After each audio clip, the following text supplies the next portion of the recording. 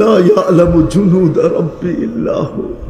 আল্লাহ আপনি আমাদের উপরে নারাজ কেন হয়ে গেলেন?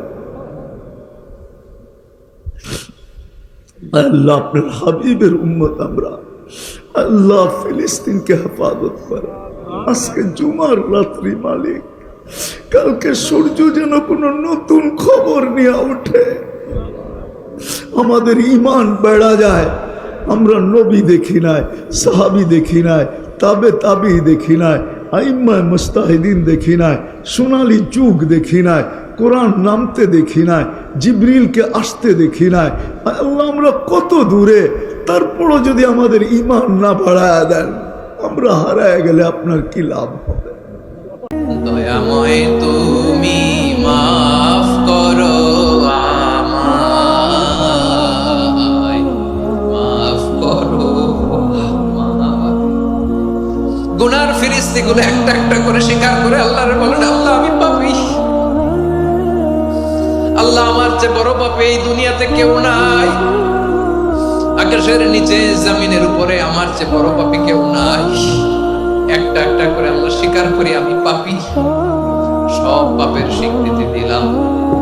পৃথিবী না জানো আমি তো জানি, আমি কি পাপ করেছি, হায় আমার পাপের করলে বিচার, বাঁচার আমার নাই উপায়।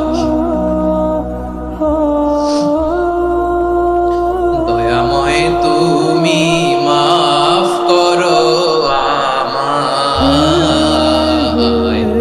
মাফ করো আমায়। আমাদের কি হয়েছে আমরা মৃত্যুকে ভয় পাই না? আমাদের কি হয়েছে আমরা মনে করি না যে আমরা মারা যাব? পৃথিবীর সর্বশ্রেষ্ঠ মানুষ, সর্বশ্রেষ্ঠ রাসূল দুনিয়া থেকে বিদায় নিলেন, তার সাহাবীদেরকে ছেড়ে তিনি দুনিয়া থেকে চলে গেলেন, ওপারের জগতে পাড়ি জমালেন। আমাদের কি হয়েছে যে আমরা বিশ্বাস করতে চাই না, আমরা প্রস্তুতি গ্রহণ করি না মৃত্যুর জন্য? আমি আপনি কি মনে করি যে আমরা চিরদিন বেঁচে থাকবো? আমি আপনি কি মনে করি যে আমার গ্যারান্টি রয়েছে আমি সালাত আদায় করে আমার রুমে ফিরে যাব? বিশ্বাস করুন হে আমার ছাত্র ভাইয়েরা, অবশ্যই আমাকে আপনাকে একদিন মৃত্যুবরণ করতে হবে, আমাকে আপনাকে একদিন এই দুনিয়া ছেড়ে চলে যেতে হবে। সুতরাং মৃত্যুর জন্য প্রস্তুতি গ্রহণ করুন, সুতরাং মৃত্যুর জন্য প্রস্তুতি গ্রহণ করুন।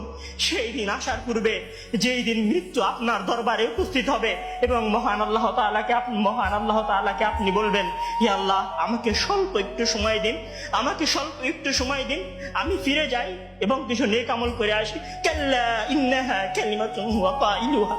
তখন মহান আল্লাহ তাআলা বলবেন, কোনো সুযোগ নেই, এটা তো তার মুখের কথা মাত্র, সে ফিরে গেলে আবারও আমল করবে না, সে ফিরে গেলে আবারও আমল করবে না। সম্মানিত ভাইরা, সেই দিন আসার পূর্বেই প্রস্তুতি গ্রহণ করুন, সেই দিন আসার পূর্বেই প্রস্তুতি গ্রহণ করুন। জেনে রাখুন সেই দিন উপস্থিত হয়ে গেলে আর কোনো আমল করার সুযোগ থাকবে না। সেই দিন উপস্থিত হয়ে গেলে কবরের নাজাত পাওয়ার জন্য আর কোনো কিছু করার সুযোগ থাকবে না। সেই দিন এসে গেলে 2 রাকাত সালাত আদায় করে আল্লাহর কাছে ক্ষমা প্রার্থনা করার কোনো সুযোগ থাকবে না। সেই দিন এসে গেলে রাতে জেগে 8 রাকাত তাহাজ্জুদ সালাত আদায় করার কোনো সুযোগ থাকবে না। এখনো সময় আছে। মহান আল্লাহ তাআলার দরবারে নিজেকে সঁপে দিয়ে তার কাছে ক্ষমা প্রার্থনা করুন। মহান আল্লাহ তাআলার দরবারে নিজেকে সঁপে দিয়ে তার কাছে ক্ষমা প্রার্থনা করুন। মানুষের সাথে কোনো ভুল থাকলে সে ভুলের ক্ষমা চেয়ে নিন।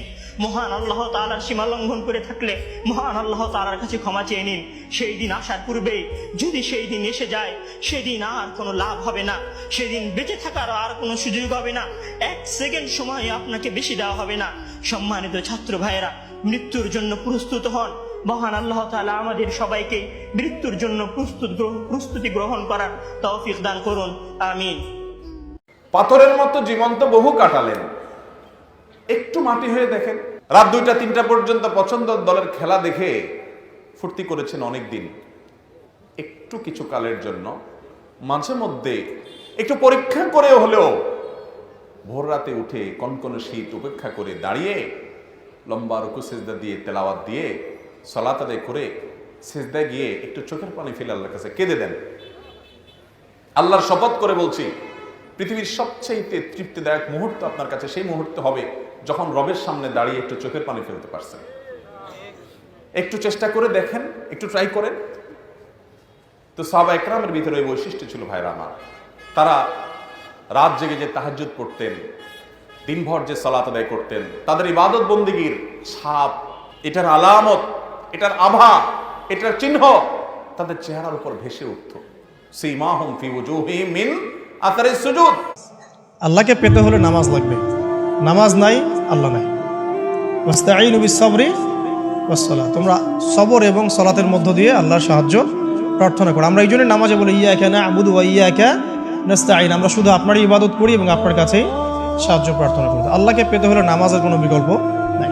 যে ব্যক্তি নামাজ পড়ে না আল্লাহর সাথে তার কোনো সম্পর্ক নেই, নো কানেকশন। আপনি যে কোনো কিছু চাচ্ছেন সেজদায় পড়ে আল্লাহর সামনে আত্মসমর্পণ করেই চাইতে হবে।